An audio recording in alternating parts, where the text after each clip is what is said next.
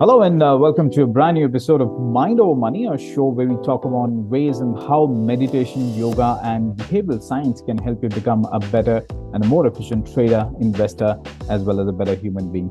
Well, my name is Shadajananda, and today we have with us a very special guest, Palka Arora Chopra, who is a Senior Vice President at Mastertrust.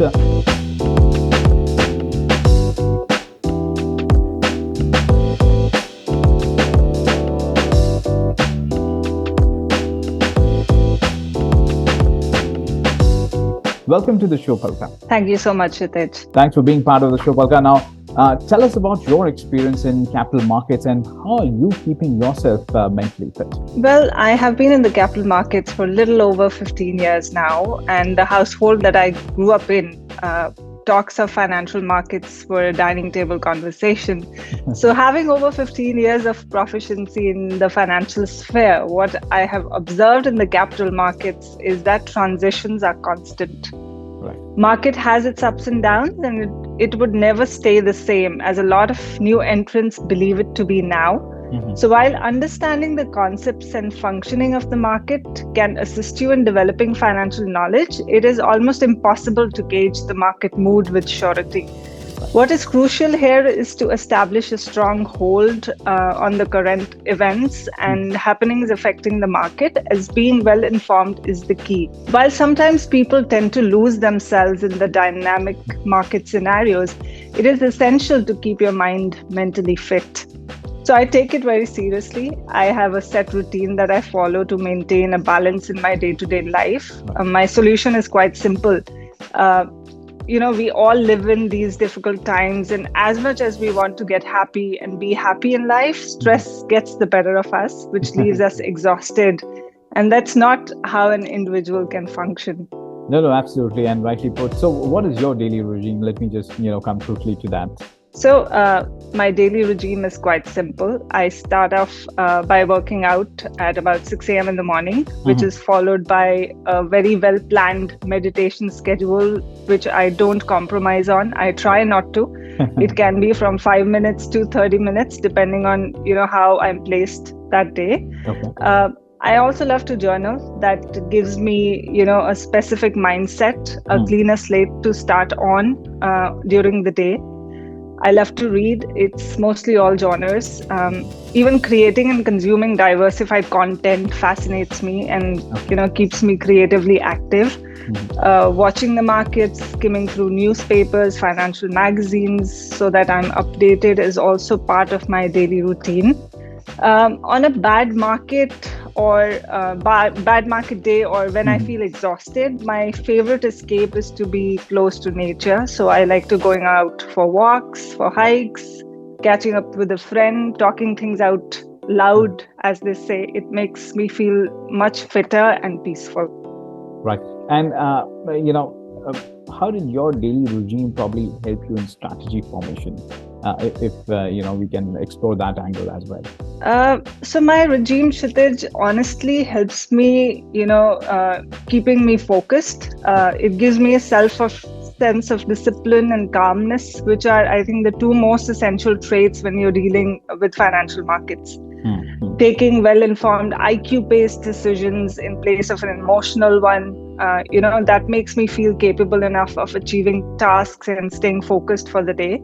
Okay. Sometimes, you need to think differently from the herd and be patient while market is not behaving the way you wanted it to be.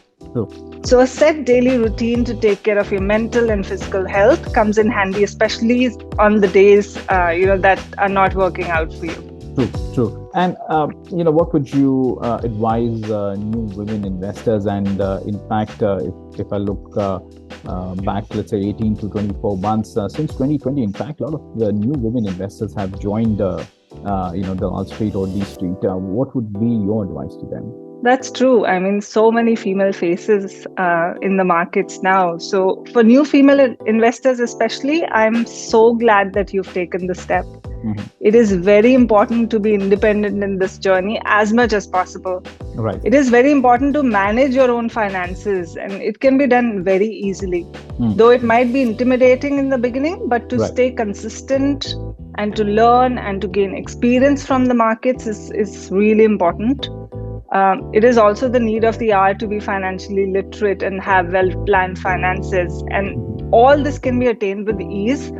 But the problem is that we in the financial sector like to throw out a lot of financial jargons, while the bottom line is that it doesn't need to be this difficult.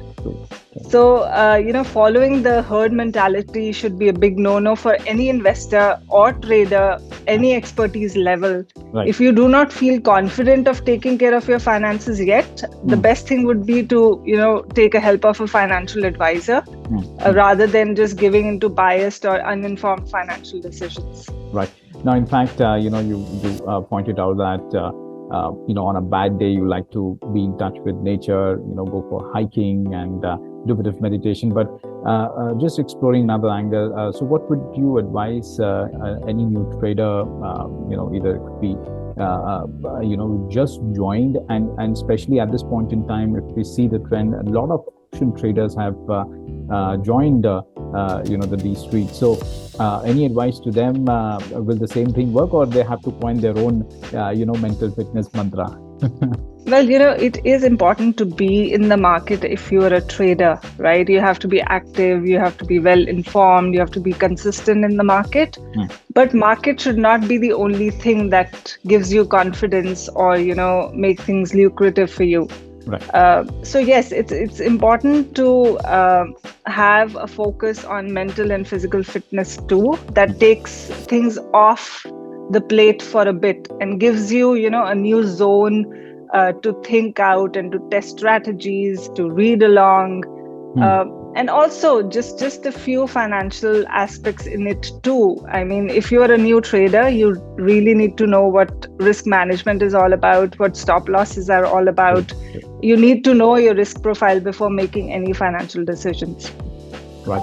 Now, any books which you think one must read for traders?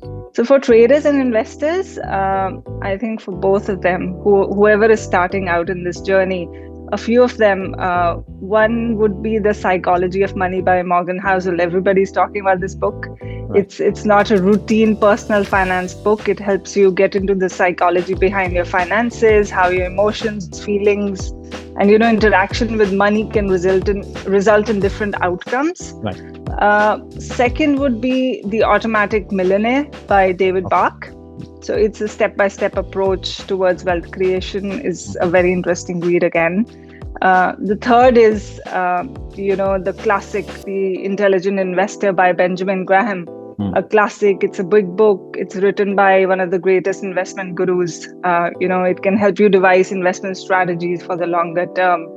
And there's one more to add to this list. Wow. It's called The Trade Your Way to Financial Freedom by Van Tharp. It's very interesting, very different from the books you'll get your hands on finance. Right. It will teach you a thing or two about constructing your personal trading system. So any traders out there, it'll be an interesting read for them. Right. Now, probably I would add one more question to it. Now, at this point in time, especially when, equity market craze caught up, especially post 2020, we've been seeing a lot of people on social media advertising about early retirement. And, this is something that they're just not talking about profit, but just, if you need to retire early, that is when you have to start doing things. How valid is that concept according to you? See, it's a personal choice how long you want to work and, how early you want to retire. But I somehow feel that financial literacy is one thing that should be actually taught in schools. Right. We teach our children and everybody around who's a certain age how to educate yourself and then become financially free. But once you get the money in, what do you do with the money? It can help you retire early. It can help you create a lot of wealth for yourself and your family and your generations and a legacy. Right. So the crux of the matter is financial management, financial literacy is the need of the hour.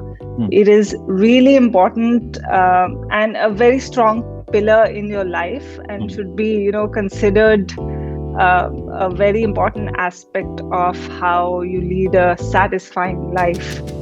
So yes, I would just have one message, that start taking your finances seriously. It's not rocket science. It's just basic 4 pillars you need to take care of, and rest. Wealth is a long-term process, and it'll take care of itself. Right. Well, on that note, thank you so much for your time, Palka. And that's all for now. But do stay logged on to etmarkets.com for more on news, business, and economy. Thank you so much for your time, Palka. Thanks, Kshitij. Thank you.